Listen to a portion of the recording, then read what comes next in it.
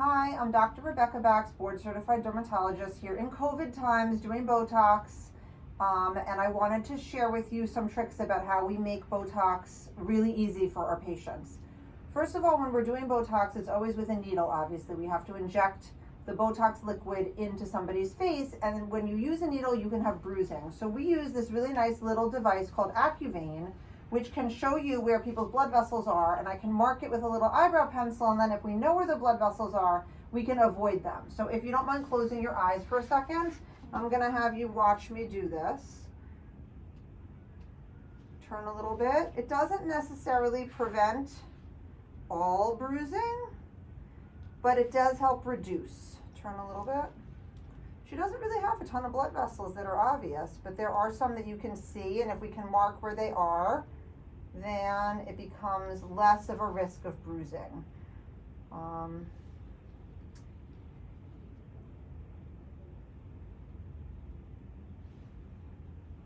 Okay, that looks pretty good. Now I'm gonna get my Botox and do our injections. She's had them before,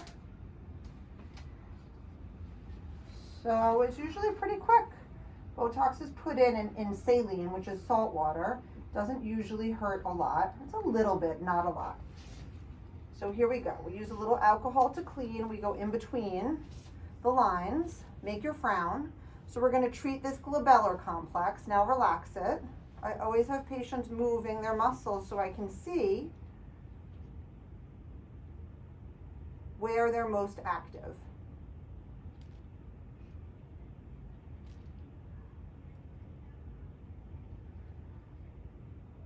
And that's the typical 5 injections for the glabellar complex.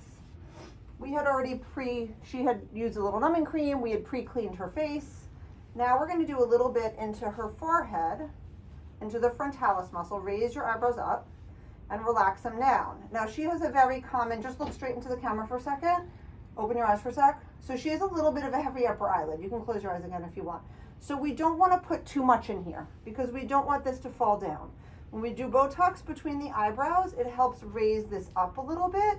If you put a lot in the frontalis muscle, it will lower this. So typically we try to balance it. Every patient is done differently according to where their muscles are. There are no 2 patients that are identical, even identical twins. So here we go. Eyebrows up and relax them down. And I'm just going to go very lightly. I typically just go a little bit across. If we see something that starts to bleed, we just put pressure on it immediately, and it usually tamps it down a tiny bit. Helps reduce any risk of bruising. If our patients do end up with a little bit of bruising, we do offer no-charge laser within a day or 2 that can help the bruising go away faster, but most people do fine. You could use a little arnica, sometimes a little bit of makeup if it's an issue. Right now this looks pretty good. I don't see a lot of bleeding or a lot of bruising anywhere. How are you doing? Good. You're good? Okay. Raise your eyebrows up again. Relax them down. So I like to go all the way up into the hairline. I hate seeing people with Botox where their whole forehead is fine and then all of a sudden all the way up top there's a whole bunch of wrinkles.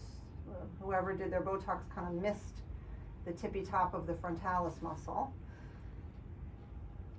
Okay, now make your frown. Scrunch, scrunch, scrunch. And we're going to do her nasalis as well. So relax that. So we're going to put a little bit into the nose. This is an off-label area, but I like to do this a lot, particularly if you've had Botox multiple times. All these other muscle groups are quieting down, and then the nose all of a sudden gets strong. And make your frown again, and relax it. Okay, so that's that. We're going to clean her up a tiny bit, and then we're going to do her crow's feet. So crow's feet are pretty simple. Smile, so you can see that she's just crinkling here, and you can relax. And when we inject the crow's feet, we usually do 2 or 3. Sometimes people get nervous that it's near their eye, but it's really not near the eye. It's really all the way to the side. It's nowhere near your eye. And turn a tiny bit, and smile, and relax.